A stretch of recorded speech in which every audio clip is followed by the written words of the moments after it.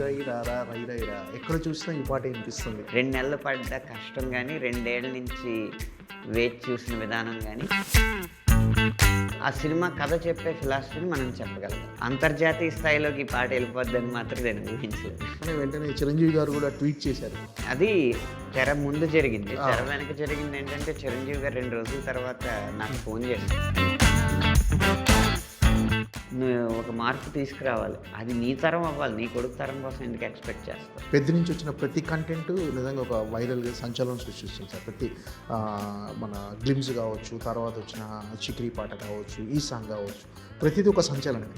అసలు కథ వినగానే ఇది ఎలాంటి సినిమా అవ్వబోతుంది, ఎలాంటి బ్లాక్ బస్టర్ అవ్వబోతుందని మీరు ముందే ఊహించి ఉంటారు కదా. కమర్షియల్ ఫార్ములాని నమ్మకుండా కథని నమ్మి కమర్షియల్గా తీసిన సినిమా పెట్టి జ్ఞాపకంలాగా ఒక 10 రోజులు అలా మన మెదడులో అది ఒక బల్బులా వెలుగుతూనే ఉంటుంది. సంవత్సరానికి ఒక 10 హిట్ సినిమాలు వస్తాయి, 10 సంవత్సరాలకు ఒక గొప్ప సినిమా వస్తుంది. ఆ లక్ష్మి ఈ కథకం. నమస్కారం సార్. నమస్తే అండి. రైరైరారా రైరైరా ఎక్కడ చూసినా ఈ పాట వినిపిస్తుంది.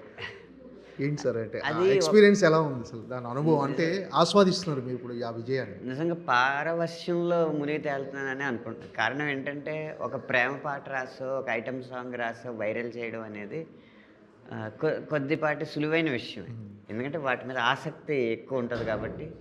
ఇంత ఇంత ఒత్తిళ్ళతో కూడిన జీవితంలో, ఇంత గజిబిజి జీవితంలో ఒక చిన్నపాటి ప్రేమ, ఆ చిన్నపాటి శృంగారం, ఈ భావాలని మనసు కోరుకుంటుంది కాబట్టి చాలా సులువుగా శ్రోతని చేరచ్చు వాటి ద్వారా. ఇది ఏంటంటే, ఒక చెప్పాలంటే సాహిత్యపరంగా ఇది ప్రబోధాత్మకమైన గీతం. అది ఒక పెద్ద స్టార్ ముఖతః రావాలి అంటే అందులో డ్యాన్స్ ఉండాలి, వ్యాపార విలువలు అన్నీ ఉండాలి. ఉన్నా కూడా సినిమా కథకి అంత ఉదాత్తమైన కథ కాబట్టి ఆ సినిమా కథ చెప్పే ఫిలాసఫీని మనం చెప్పగలగాలి. దానికోసం ఒక మాస్ పరిభాషను ఎంచుకున్నాం. మాస్ పరిభాషలో ప్రబోధాత్మకమైన గీతం అంటే అది కత్తి మీద సాము లాంటి విషయం. అటు ఇటు అయితే వెటకారం చేసినట్టు ఉంటుంది. అవన్నీ బేరీ చేసుకుని చాలా తూకంతో ట్యూన్కి రాసిన పాట ఇంతలాగా స్పందన పొందుతుందంటే ఖచ్చితంగా మనకు పరవశమే కలుగుతుంది కదా. కారణం, జానీ మాస్టర్ అద్భుతమైన కొరియోగ్రఫీతో రామ్ చరణ్ గారు వేసిన ఆ స్టెప్లో ఒక పక్క, రత్నవేల్ గారి అద్భుతమైన ఛాయాగ్రహణం ఒక పక్క, రెహమాన్ గారి స్వరకల్పనే కాకుండా స్వరం అదో పక్క, ఇన్ని వజ్రాల మధ్యలోంచి కూడా సాహిత్యం వెలుగుతుంది, సాహిత్యానికి కూడా ఒక గుర్తింపు లభిస్తుంది. ఈ పాట లైన్లని టైప్ చేసుకుని ఆ ఆడియోని స్టేటస్గా పెట్టుకుంటున్నారు. పైగా అందరూ ఒకే లైన్ కాకుండా ఒక్కొక్కరు ఒక్కొక్క లైన్కి కనెక్ట్ అవుతున్నారు. ఇవన్నీ వింటున్నప్పుడు ఇది కదా పాటకు రావాల్సిన స్పందన అని 2 నెలలు పడ్డ కష్టం కానీ, 2 ఏళ్ల నుంచి వేచి చూసిన విధానం కానీ, ఇవన్నీ కూడా ఒక్కసారిగా పటాపంచలైపోయి పరవశం ఒక్కటే మిగిలింది. అంటే ముందు మీరు అంచనా వేసారా సార్ ఇంతటి ప్రశంసలు వస్తాయని, పాటకు ఇంత చేరువవుతుందని జనాలకు? అంటే నేనేమనుకున్నానంటే, మంచి పాట ఇచ్చారు అని మామూలుగా ప్రశంసిస్తారని అనుకున్నాను. ఇంత ఈ కాలం పరిభాషలో చెప్పాలంటే ఇంత వైరల్ అయ్యి వరల్డ్ కప్ నెగ్గిన ఇండియా టీంకి వెనకాల కూడా ఇదే పాట రావడం అనేది, ఇంత ఈ స్థాయిలో అంతర్జాతీయ స్థాయిలోకి ఈ పాట వెళ్ళిపోద్దని మాత్రం నేను ఊహించలేదు. అదే సార్, నిన్న వరల్డ్ కప్ గెలిచిన తర్వాత ఈ పాట మొత్తం ఆ విజయానికి అన్వయించుకున్నారు అందరూ.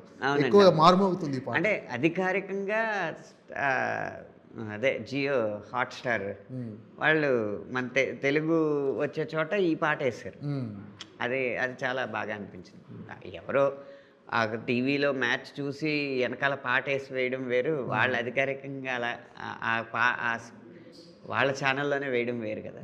అది చాలా సంతోషాన్ని కలిగింది. ఏంటి సార్ అంటే, ఈ పాట మొత్తాన్ని తెలుగు పదాలే వాడుతూ, ఎక్కడ కూడా వీలున్నంత వరకు మ్యాక్సిమం అది 100% ఇంగ్లీష్ పదాలు ఎక్కడ వాడలే ఈ సినిమాకి. అంటే మొత్తం తెలుగు పదాలే వాడుతూ రాయాలని ఎందుకు అనిపించింది సార్? అంటే అది ఎందుకు అనిపించిందో కథలో తెలుస్తుంది. మన హీరో పాత్ర ప్రకారం అతను అలాగే మాట్లాడాలి, అదొక విషయం. రెండోది ఏంటంటే, ఈ కథ వరకు కమర్షియల్ విలువలు పాటించకపోవడమే కమర్షియల్ అసలు. ఓకే. ఎప్పుడైతే కథ నుంచి పక్కదోవ పట్టి కమర్షియల్ వాటి కోసం ఇంగ్లీష్ పదాలు వేసి అడ్డదారులు తొక్కుతామో ఈ కథను తగ్గించడమే. అది వాడాల్సిన పాటలకే వాడాలి. కథకి ఎప్పుడైతే ముడిపడి ఉన్న పాట ఉందో, ఈ సినిమాలో కమర్షియల్ విలువలు ఉన్న పాటలు ఉన్నాయి, ఆ సందర్భం వచ్చినప్పుడు అది జరుగుతూ ఉంటుంది. కానీ ఎప్పుడైతే ఇతని పాత్ర తీరుతెన్నుల్లోంచి వచ్చిన ఒక ఫిలాసఫీ ఉందో అది స్వచ్ఛమైన భాషలో ఉంటేనే సరైనది అనిపించింది. అందుకు అది చేయగలిగాం. ఓకే. అంటే ఏం సార్, అంటే రామ్ చరణ్ గారి రియాక్షన్ ఎలా ఉంది ఫస్ట్ ఈ పాట వినగానే, లిరిక్స్ వినగానే, మీ సాహిత్యం వినగానే రామ్ చరణ్ గారి రియాక్షన్ ఎలా? ఆయన చాలా బాగుందని చెప్పే ఇంత మంచి పాటకి మనం కూడా కష్టపడాలి అని కష్టపడి జానీ మాస్టర్ చేత చేయించుకుని స్టెప్స్ అన్నీ కంపోజ్ చేసుకున్నారు. అయితే పాట విడుదలై నేను ఎలా అయితే మంచి పాట బాగుంది అని, అంటే చెడ్డ పేరు రాదు పాటకి, అది నెమ్మదిగా వింటారు అని ఎక్స్పెక్ట్ చేశాక ఈ స్థాయి స్పందన వచ్చేటప్పటికి నేను ఎలా అయితే పారవస్యానికి లోనయ్యానో ఆయన కూడా అదే భావంతో ఉన్నారు. మంచి పాట అందించాం కదా అని ఇంత సూపర్ హిట్ అవుద్దని ఊహించలేదు. సరే వేరే పాట పని మీద నేను మన లొకేషన్కి వెళ్తే వచ్చి గట్టిగా హత్తుకున్నారు నన్ను. హత్తుకుని చాలా మంచి పాట, కంగ్రాచులేషన్స్, ఎస్పెషల్లీ లిరిక్స్ గురించి బాగా మాట్లాడుతున్నారు. లేదు సార్, విజయద్వారాలు మీ స్టెప్స్, విజయ మార్గాల లిరిక్స్ అంతే ఇక్కడ. ఓకే అని చెప్పి అంటే పర్టికులర్గా ఒక లైన్ గురించి ఏమన్నా అంటే, పాతికేళ్లకే పాతబడిపోకురా, ఇలాంటి చాలా ఇన్స్పిరేషన్ లైన్స్. అంటే ఒక రకంగా నీరసంగా నిస్జీవంగా ఉన్న వాళ్ళకు కూడా ఈ పాట వింటే ఒక రకమైన ఉత్తేజం కలిగే విధంగా ఉంది. సో రామ్ చరణ్ గారు పర్టికులర్ ఒక లైన్స్ గురించి ఏమని చెప్పారా? ఇవి ప్రతి లైన్ బాగుంది. అంటే బుచ్చికి నేను ఇచ్చిన స్వేచ్ఛని మీరు చాలా సద్వినియోగం చేసుకున్నారు. ఏ లైన్ దగ్గర రాజీ పడలేదు. ఒక లైన్ బాగుందని అనలేం. నేను నాన్నగారు కూడా మాట్లాడుకున్నాం, చాలా లైన్స్ ఆయనకి కనెక్ట్ అయినాయి. మేమిద్దరం ఇంటి దగ్గర మాట్లాడుకున్నాం ప్రతి లైన్. పాట రిలీజ్ కాగానే వెంటనే చిరంజీవి గారు కూడా ట్వీట్ చేశారు. అది తెర ముందు జరిగింది. తెర వెనక జరిగింది ఏంటంటే, చిరంజీవి గారు 2 రోజుల తర్వాత నాకు ఫోన్ చేశారు. ఫోన్ చేసి చాలా బాగా రాసావయ్యా, అసలు ఈ స్టోరీ వరకు అది ఎంతవరకు కనెక్ట్ అవుద్ది అనేది సినిమా చూస్తేనే తెలుస్తుంది, కానీ పాటలో నా లైఫ్ నాకు కనెక్ట్ అయిపోయింది చాలా బాగా, నా కెరీర్ అంతా కనిపించింది ఒకసారిగా. నాకు ఎలా చెప్పాలో నీకు అర్థం కావట్లేదు, ఓ పని చేయి, సాయంత్రం ఇంటికి రా, అక్కడ మాట్లాడుకుందాం అన్నారు. మళ్ళీ సాయంత్రం ఇంటికి వెళ్ళిన తర్వాత 1 గంటన్నర మాట్లాడారు, ప్రతి లైన్ గురించి మాట్లాడారు. ఎలా రిలేట్ అవుద్ది నా లైఫ్కి ఈ లైను అని చెప్పి, ఉదాహరణకి నిన్నటిలాగే రేపు ఉన్నదంటే ఈరోజు ఏం పీకేవాలి, ఆ కంఫర్ట్ జోన్ నుంచి బయటికి రాని నేను ప్రతి ఒక్కరికి చెప్తా ఉంటాను మా ఫ్యామిలీలో. మీకు ఏదో చిరంజీవి ఉన్నాడు కదా అని చెప్పేసి మీరు అలా కూర్చుంటే మీకేం వచ్చేది సక్సెస్. మీరు మీ కంఫర్ట్ జోన్ నుంచి బయటికి వెళ్ళి కష్టపడితేనే వస్తుంది. చరణ్ కూడా అలాగే కష్టపడుతూ ఉంటారు. అది నేను అంటూ ఉంటాను, కానీ అది పాట రూపంలో నాకు కనిపించేటప్పటికీ చాలా సంతోషం అనిపించింది. నేను మా నాన్నగారు డిపార్ట్మెంట్లో ఉన్నారు కాబట్టి నేను పోలీస్ డిపార్ట్మెంట్లోకి వెళ్ళొచ్చు, ఎన్సీసీ బ్యాక్గ్రౌండ్ కూడా నాకు ఉంది కాబట్టి చాలా సులువుగా ఉద్యోగం వస్తుంది.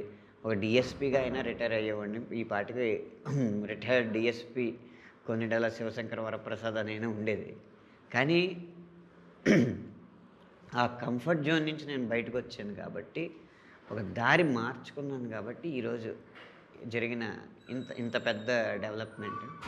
అలా ప్రతి ఒక్కడు కంఫర్ట్ జోన్ నుంచి నిన్న బాగుంది కదా, మా నాన్న బాగానే ఉన్నాడు కదా, మనం అలాగే ఉందాం, రేపు మన కొడుకు అలాగే ఉంటాడు అనుకుంటే ఎక్కడ సక్సెస్లు రావు. అది నాకు అలా ప్రతి లైను కనెక్ట్ అయింది. నాకే కాదు, చాలామంది ఇలాగే రిలేట్ అవుతున్నారని చెప్పి చాలాసేపు మాట్లాడిన తర్వాత సరే అండి ఇంకా వెళ్ళొస్తాను అన్న తర్వాత, వెళ్తున్నావా, నాకు ఇంకా ఎందుకో సంతృప్తిగా లేదు, మన ఇద్దరం కలిపి ఒక టాక్ షో లాగా చేసుకుందాం, కాస్త ఈ పాట గురించి మాట్లాడుకుందాం సమయం సందర్భం వచ్చినప్పుడు అని చెప్పి పంపించారు. నిజంగా ఈ పాటకు ఒక మంచి సార్థకత చేకూరినట్టు అనిపించింది మీకు. అవునండి. అంత ఒక వ్యక్తి గుర్తించడం వేరు, జీవితాన్ని ఈ మూల నుంచి ఆ మూల వరకు చూసిన ఒక ఒక ఒక వ్యవస్థ చిరంజీవి గారు అంటే ఆయన గుర్తించడం వేరు. అంటే ఆయన అంటే హోల్ హార్టెడ్గా అంటే ఎటువంటి కల్మషం లేకుండా ఆయన లైఫ్కి దీన్ని అన్వయించుకొని అంటే అవసరం లేదు చిరంజీవి గారికి చెప్పాల్సిన అవసరం లేదు, కానీ అంత హోల్ హార్టెడ్గా చెప్పడం అనేది నిజంగా రియల్ దశల వారీగా చూడండి, ట్వీట్ చేశారు, సంతృప్తి చెందలేదు, ఫోన్ చేశారు, సంతృప్తి చెందలేదు, ఇంటికి పిలిచారు, మళ్ళీ సంతృప్తి చెందలేదు, ప్రోగ్రామ్ చేద్దాం. సో ఈ పాటకు లభించిన అతిపెద్ద ప్రశంస చిరంజీవి గారి నుంచే వచ్చింది. అంతే కదండి, అతిపెద్ద ప్రశంస చిరంజీవి గారిది. అలాగే అత్యంత సంతృప్తికరమైన విషయం వస్తున్న నంబర్స్, అవుతున్న రీల్స్, ఇవన్నీ. సార్ ఈ పాట అంటే ఈరోజు సక్సెస్ఫుల్గా అంటే చాలా పెద్ద విజయం సాధించింది, ఈరోజు ప్రశంసలు, కానీ దీని వెనక కసరత్తు చాలా ఉంటుంది డెఫినెట్గా. ఖచ్చితంగానండి. నేను చెప్పాను కదా, ఎక్కడ మాస్ అపీల్ తగ్గకూడదు పాటకి. అలా అని చెప్పి ఏదో కిర్రెక్కించేలాగా పాట జస్ట్ అలా ఏదో సరదాగా 4 స్టెప్లు వేయడానికి 4 పదాలు వేసేస్తే సరిపోద్ది కదా, 4 క్యాచీ పదాలు, అలా ఉండకూడదు. కానీ అలాంటి పాటలకి ఎలాంటి రిసీవింగ్ వస్తుందో అంత క్యాచీగా ఉండేలాగా ఫిలాసఫీ ఉండాలి.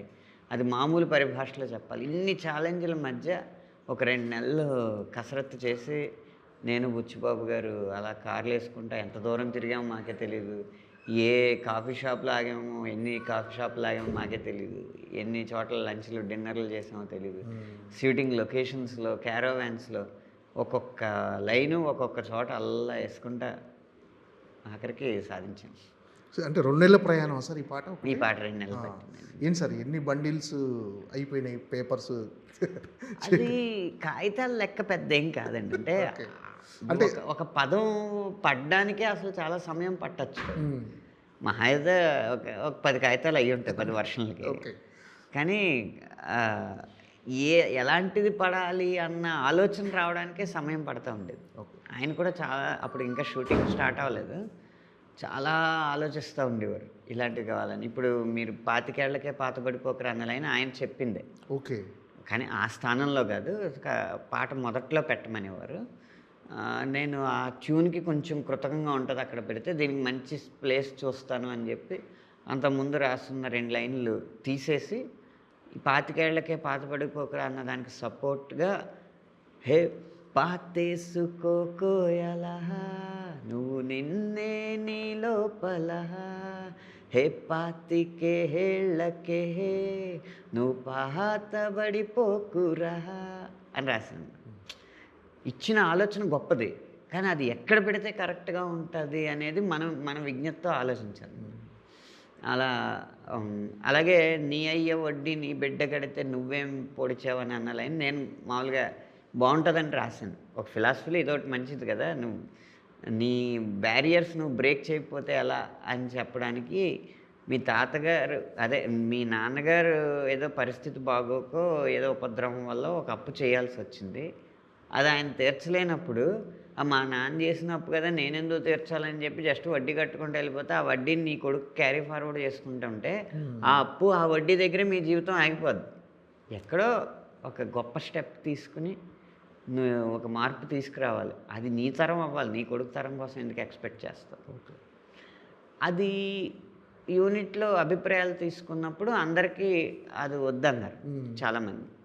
కానీ బుచ్చిబాబు గారు పట్టుపట్టి ఇలాంటి ఫిలాసఫీ ఉంటేనే, ఇంత కటువుగా చెప్తేనే అర్థం అవుద్ది అని చెప్పి ఆయన పట్టుపట్టి పెట్టించారు అన్నమాట. అలా రకరకాల డిస్కషన్స్ జరుగుతూ ఉంటాయి కదా.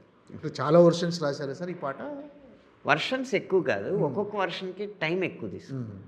ఓకే. ఏంటి సార్ ఫస్ట్ అసలు ఈ పాట సిచ్యువేషన్ చెప్పగానే, అంటే ఇది ఈ టైంలో వస్తుంది ఈ పాట అన్న సిచ్యువేషన్ చెప్పగానే మీకు ఛాలెంజింగ్ అనిపించిందా సార్ ఈ పాట రాయటం? ఛాలెంజింగ్గా కనిపించలే. లడ్డు కావాలా నాయన అన్నట్టు ఎన్నాళ్ళకి దొరికింది రా బాబు, సూపర్ సిచ్యువేషన్. ఇంకా అసలు దూకి మీరు ఎన్ని వర్షన్లు కావాలంటే అన్ని వర్షన్లు అడగండి, రాసి ఇచ్చేస్తానని చెప్పి అలా రాసింది. ఓకే. ఏంటి సార్ అంటే ఫస్ట్ రెహమాన్ గారు ట్యూన్ ఇవ్వగానే ఎన్ని రోజులు పట్టింది సార్? అంటే 2 months పట్టిందా మీరు లిరిక్స్ రైట్ ఇవ్వడానికి? ముందు ట్యూన్ అర్థం చేసుకోవడానికి నాకు 5 రోజులు పట్టిందండి. ఎందుకంటే ఇదివరకు వచ్చిన ట్యూన్లో ఏ ట్యూన్తోనూ పోల్చే ట్యూన్ కాదు కాబట్టి అర్థం అవడానికి టైం పడుతుంది. ఆ లెంత్లు, కటింగ్లు అవన్నీ సాధారణమైన పాట ఉన్నట్టు ఉండవన్నమాట. వాటినన్నిటిని బేరీజు వేసుకుని, అసలు ట్యూన్‌ని అర్థం చేసుకొని, ఏ లైన్‌లో ఎన్ని పదాలు పడతాయి, ఏ పదంలో ఎన్ని అక్షరాలు పడతాయని ముందు ఒక గ్రాఫ్ తీసుకుని, ఆ లెక్కకి సరిపోయేలా మనం చెప్పే ఫిలాసఫీలో ఏ పదాలు కూర్చాలని. ఇందాక చెప్పాను కదా! 25 ఏళ్లకే పాతబడిపోకన్న ఆలోచన గొప్పదే. కానీ అది ఆ ముందొచ్చే లైన్స్‌లో ఫిట్ అవ్వట్లేదు. ఎక్కడ ఫిట్ అవుతుందో చూసుకొని, అలా చేసుకుంటా ట్యూన్‌ని పూర్తిగా అధ్యయనం చేసి, సీన్‌ని అధ్యయనం చేసి, డైరెక్టర్‌కి చెప్తున్నది నాకు తట్టినవి అన్నీ క్రోడీకరించుకొని రాయడానికి కొంచెం సమయం పట్టింది. ఓకే. అంటే మీ సాహిత్యం ఎంత గొప్పగా ఉందో, రామ్ చరణ్ గారి స్టెప్స్ గానీ, ఆ గ్రేస్ గానీ, ఒక పాటకు నిండుదనం తీసుకొచ్చింది. అసలు ఆ పాటకి ఒక పరిచయం ఆ స్టెప్స్ వల్లే జరిగింది. ఆ! ఇది పెద్ద పాట. హ్మ్. అది మాంటేజ్‌లో యేసేసుంటే పాట అంత అవ్వకపోను. అయితే జానీ మాస్టర్ గారు ఈ పాట సందర్భంలో ఒకసారి మేము కలిసాం. ఇదే ఆఫీస్‌లో కలిసాం. కలిసినప్పుడు నేను అన్నదేంటంటే, మిగతా ఇంట్రొడక్షన్ సాంగ్ అంతా డాన్స్ చేయొచ్చండి. ఎందుకంటే జస్ట్ ఆడు లైఫ్‌ని సెలబ్రేట్ చేయడమో, లేకపోతే అక్కడున్న మూమెంట్‌ని సెలబ్రేట్ చేయడమో ఇలాగ ఉంటది. ఈ పాట తేడా ఏంటంటే అద్భుతమైన ఫిలాసఫీ బోధిస్తున్నాడు. కాకపోతే మాస్ పదజాలంలో ఉండడం వల్ల అది ఫిలాసఫీలాగా ముందు ధ్వనించదు. కానీ చివరాఖరికి వచ్చేటప్పటికి ఇందులో ఏదో అర్థం ఉందని అనిపిస్తది. దానివల్ల ఆ రెండిటిని మనం బ్యాలెన్స్ చేయాలండి. అలా అని రెహమాన్ గారి మ్యూజిక్‌ని తక్కువ చేయకూడదు. అంటే ఆయన చాలా జాగ్రత్తగా ప్లాన్ చేసి మీరు ఆహ్, లిరికల్ వీడియోలో కూడా చూస్తే ఇలా ఈ ఫోజ్ ఉంది కదా! హ్మ్. సార్. ఈ వేళ్ళు ఫోజ్ ఉంది కదా! రై రై రా రా ఆ! ఇలా చాలా సింపుల్‌గా ఉంటది. పాట పాడినప్పుడు చాలా సింపుల్‌గా ఉంటది. స్టెప్ లాగానే ఉండదసల. కానీ ఆ గ్రేస్ కనపడుతూ ఉంటది. ఒక్కసారి బీజీఎం స్టార్ట్ అయ్యేటప్పటికి ఆయన విశ్వరూపం కనపడుతుంది. హ్మ్. అంటే ఎవరిని డామినేట్ చేయకుండా ఎవరి స్థానంలో వాళ్ళు వాళ్ళ పూర్తి సామర్థ్యం మేరకు పనిచేశారు. రామ్ చరణ్ గారి డాన్స్‌లో అయ్యుండొచ్చు, జానీ మాస్టర్ గారి కొరియోగ్రఫీలో అయ్యుండొచ్చు, రెహమాన్ గారి సంగీతంలో అవ్వచ్చు, పాడడంలో అవ్వచ్చు, రత్నవేలు గారు ఛాయాగ్రహణం అవ్వచ్చు. వీళ్ళందరినీ సమన్వయపరుచుకొని తనకు కావాల్సింది రాబట్టుకోవడంలో బుచ్చిబాబు గారి హార్డ్ వర్క్ అవ్వచ్చు. అందరూ కలిసి అందుకున్న విజయం అన్నమాట ఈ పాట. సరే ఈ సాహిత్యం విషయంలో మీకు బుచ్చిబాబు గారికి ఏమైనా డిస్కషన్ జరిగాయా? అంటే ఫైనల్ అవుట్‌పుట్ కోసం? చాలా రాపిళ్ళు హ్మ్. ఇది ఉండొచ్చు, ఇది ఉండకూడదు, ఇది ఉండొచ్చు అనకూడదు. ఇప్పుడు 'రై రే రారా' రాసిన తర్వాత కూడా హ్మ్. మళ్ళీ ఇంకో వెర్షను రాసాం. రాసిన తర్వాత అనిపించింది మొదట లైన్ నుంచే మనం ఫిలాసఫీ మొదలుపెడితే హ్మ్. పాట మాస్‌కి రీచ్ అవ్వదు. ఇలా సౌండ్ బ్యూటీ ఉండాలి అని చెప్పి ఆ 'రై రే రారా'ని ఉంచుకుని ఇలా 25 ఏళ్ళకే పాతబడిపోకరా లాంటి లైన్‌లు యాడ్ చేసుకొని అలా ఎప్పటికప్పుడు మారుస్తూ వచ్చాను. సరే. అంటే ఈ కథ వినగానే అంటే సాధారణంగా ఇప్పుడు పెద్ద నుంచి వచ్చిన ప్రతి కంటెంట్ నిజంగా ఒక వైరల్‌గా సంచలనం సృష్టిస్తుంది సార్. ప్రతి మన గ్లిమ్స్ కావచ్చు, తర్వాత వచ్చిన 'చికిరి' పాట కావచ్చు, ఈ సాంగ్ కావచ్చు, ప్రతిది ఒక సంచలనమే. అసలు కథ వినగానే ఇది ఎలాంటి సినిమా అవ్వబోతుంది, ఎలాంటి బ్లాక్ బస్టర్ అవ్వబోతుందని మీరు ముందే ఊహించి ఉంటారు కదా సార్. నాకు అంకెల లెక్క, వ్యాపారం లెక్క సరిగ్గా తెలీదండి. ఎందుకంటే ఆ రంగంలో నేను లేను కాబట్టి. స్థాయి వరకు చూస్తే 10 సినిమాలు 10 సంవత్సరానికి ఓ 10 హిట్ సినిమాలొస్తాయి. 10 సంవత్సరాలకు ఒక గొప్ప సినిమా వస్తుంది. ఆ లక్షణం ఈ కథకుంది. హ్మ్. 10 సంవత్సరాలకు ఓసారి వచ్చే సినిమా. 'పెద్ది' లాంటిది. అంకెలంటారా అవి నాకు తెలీదు. ఎన్ని ఎన్ని వందల కోట్లు, ఎన్ని వేల కోట్లు వసూళ్ళైతే ఎంత గొప్ప సినిమా అన్నది నాకు తెలీదు కాబట్టి నేను చెప్పకూడదు. హ్మ్. ఏంటి సార్ అంటే ఈ పాట అసలు ఎక్కడ పుట్టింది సార్? అంటే మీరు ఇక్కడే ఆ పాట రాసేటప్పుడు ఇక్కడే ఉన్నారా? ఎక్కడ విదేశాలకెళ్లారా? అసలు ఈ పాట ఈ పాట మొత్తం పాటైతే ఒక్కో లైను ఒక్కో చోట పుట్టిందండి. ఆ! 'రై రై రారా' పదమేమో బుచ్చిబాబు గారి వ్యక్తిగతమైన కార్యాలయం ఉంటుంది. హ్మ్. అక్కడ అయ్యప్ప సొసైటీ దగ్గర కాకతీయ హిల్స్‌లో. హ్మ్. ఆ పదం అక్కడ పుట్టింది. ఆటనుకో కోయ్ అది ఆ లైన్ అయితే ఒక కాఫీ షాప్‌లో పుట్టింది. అంటే పెద్ద కథ మొత్తం నేను ఒక పదంలో ఎందుకు ఒక వాక్యంలో ఎందుకు చెప్పకూడదు అని ఆలోచిస్తే అసలు ఇంతకుముందు ఎలా రాస్తుంటారు అని మిగతా పాటల గురించి ఆలోచిస్తున్నప్పుడు ఒక్కళ్ళో పాట గుర్తొచ్చింది. హ్మ్. హ్మ్. హ్మ్. ఆటనే మాటకర్థం నిన్ను నువ్వే గెలుచు యుద్ధం. అందులో కబడ్డీ ప్లేయరు వాడిని వాడే గెలిచే యుద్ధంలో గనక గెలవగలిగితే ఈ కబడ్డీ నీకు పెద్ద విషయం కాదు అన్నది ఉంది. ఇక్కడ పూర్తిగా సినిమా అంతానే ఆట గురించి ఉంది. అంటే ఏంటి, వాడి వాడి ఆట అంటే వాడి లైఫ్. అదే చెప్తే బాగుంటుందని చెప్పి ఆటనుకోయ్ ఆటంటే బతుకోయ్ నీ ఆట బతకాలి రోయ్, మాటనుకోయ్ గెలుపంటే వెలుగోయ్ గెలుపై నువ్వెలగాలి రోయ్ అన్న లైన్స్ రాశాను. అదొక కాఫీ షాప్లో వచ్చింది. అది ఒక్కొక్క లైన్ ఒక్కొక్క చోట పుట్టిందండి. విచిత్రం ఏంటంటే ఈ లైన్స్ ఇప్పుడు మన సెమీఫైనల్లో అక్షర్ పటేల్ గారు పట్టిన క్యాచ్ ఉంది కదా, ఆల్మోస్ట్ చాలా చాలా రిస్కీ చేసిలా పట్టి ఇంకా పడిపోతున్న సమయంలో ఇలాగ శివం దుబే గారికి అందించాడు. ఆ క్లిప్ వేస్తే ఈ పాట వేస్తున్నారు అనమాట. అంటే ఆటని లైఫ్ లాగా భావించే వాళ్ళు ఇలా ఆడతారని చెప్పడానికి. రెహమాన్ గారితో మీ ప్రయాణం ఎలా ఉంది? రెహమాన్ గారితో అంటే రెహమాన్ గారితో ఇది మొదటిసారి కాదు, ఏమై చేసేవే నుంచి అంటే 2009 నుంచి ఒక 15 ఏళ్ల జర్నీ.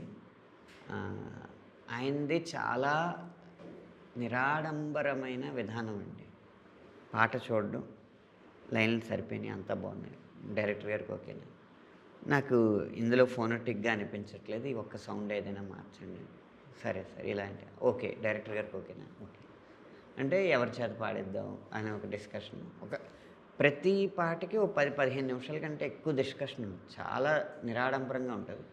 పాడిస్తారు, పంపిస్తారు, వేరే సింగర్స్ పాడితే వెళ్తాం, ఆయన పాడుతుంటే జూమ్ మీటింగ్లో పెడతారు, లైన్స్ పంపిస్తూ ఉంటారు, ఏదైనా తేడా వచ్చిందంటే తేడా వచ్చిందో మళ్ళీ పాడతాను. అంత నిరాడంబరంగా ఉంటుంది. అంతే.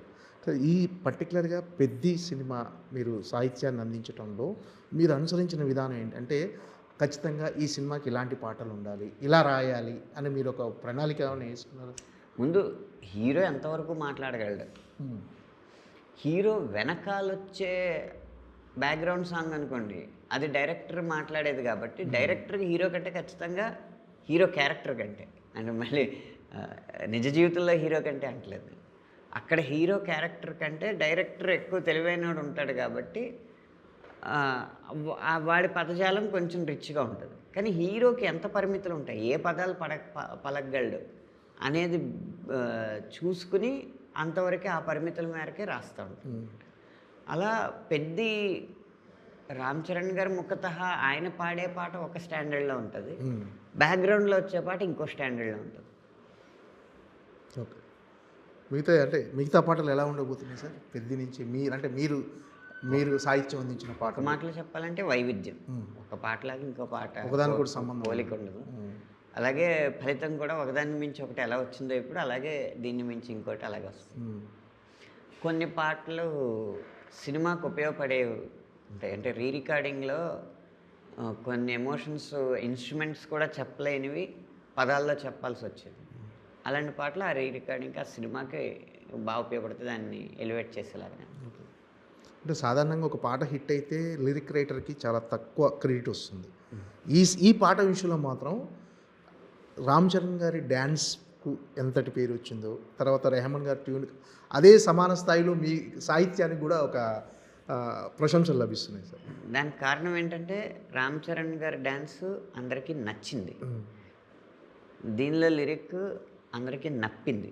అంటే ఎవరి జీవితంలో చూసుకున్నా వాళ్ళకి కనెక్ట్ అయ్యేలాగా ఉంది, అందుకు ఎక్కువ పేరు వచ్చింది.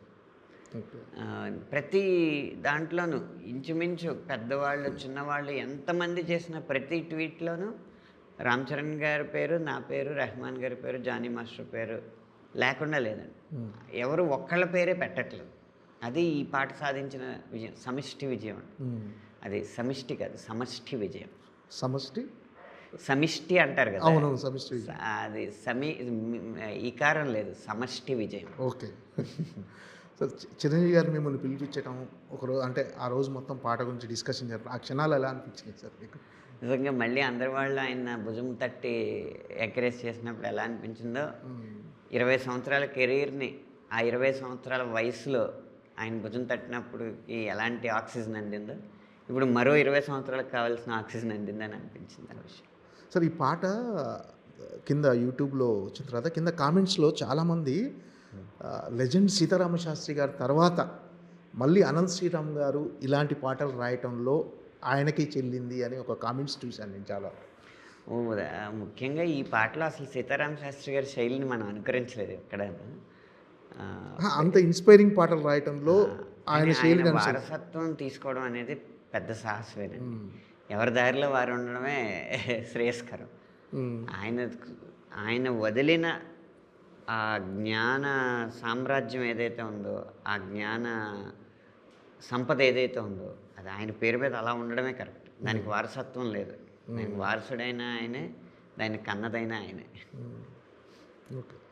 ఫైనల్గా పెద్ది అసలు ఏంటి సార్, ఎలా ఉండబోతుంది, ఎలాంటి సెన్సేషన్ క్రియేట్ చేయబోతుందని ఎక్స్పెక్ట్ చేయొచ్చు? అంటే ఈ పాటతో మరింత అంచనాలు పెరిగినాయి. కమర్షియల్ ఫార్ములాని నమ్మకుండా కథను నమ్మి కమర్షియల్గా తీసిన సినిమా పెద్ది. మీకు కావాల్సిన కమర్షియల్ మూలకాలు అన్నీ ఉంటాయి, కానీ కావాల్సిన రంగులో ఉండవు అంతే. ఓకే. ఖచ్చితంగా ఫస్ట్ హాఫ్ సెకండ్ హాఫ్ అన్న తేడా లేకుండా అలా పట్టుంచుతుంది. ఇంకో లక్షణం ఏంటంటే, సినిమా చూసి వెళ్ళిన తర్వాత ఒక జ్ఞాపకంలాగా ఒక 10 రోజులు అలా మన మెదడులో అది ఒక బల్బులా ఆరుతూనే ఉంటుంది.